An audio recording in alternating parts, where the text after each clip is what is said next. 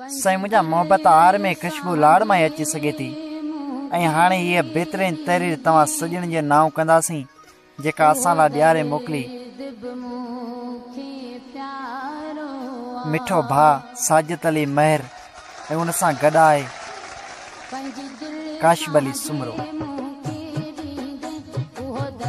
प्रिय जे अधु राति में अकेलो थी पुछियो अथमि त ए मौसमो पंहिंजी मुद ते तव्हां त मोटी आहियूं पर मुंहिंजे यार जो को बि पतो न आहे।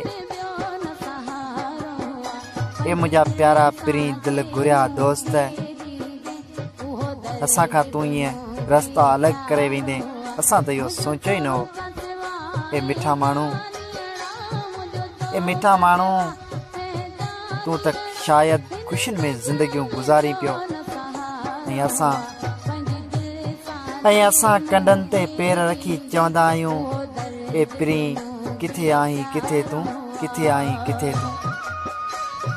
असां ॾींहुं राति मंज़िलूं ओजाकनि में करे ऐं तोखे सारींदा आहियूं। अड़े मंज़िल तूं केॾां गिरे वई आहीं, हेॾां त को प्री जो ॾस पतो ई न आहे। प्री अलाए किथे रहियो, तूं अलाए किथे आहीं।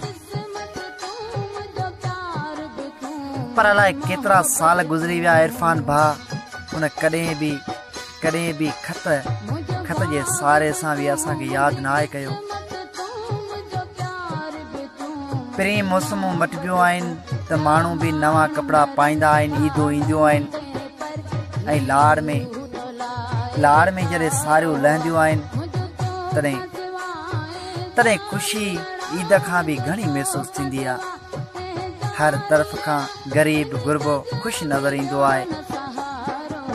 ऐं हाणे उहे तयारियूं हलनि पियूं। ऐं मिठा माण्हू वरी बि तुंहिंजी यादि मूंखे सताए छॾींदी ऐं वरी पियो अकेलो रोअंदसि।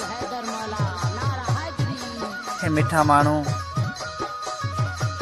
तो कई सां तोखे पवी, जीअं तो कई तीअं केर बि न करे।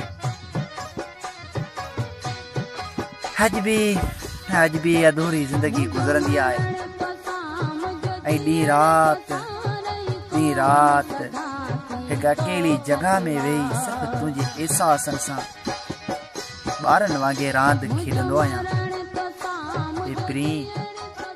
प्री तूं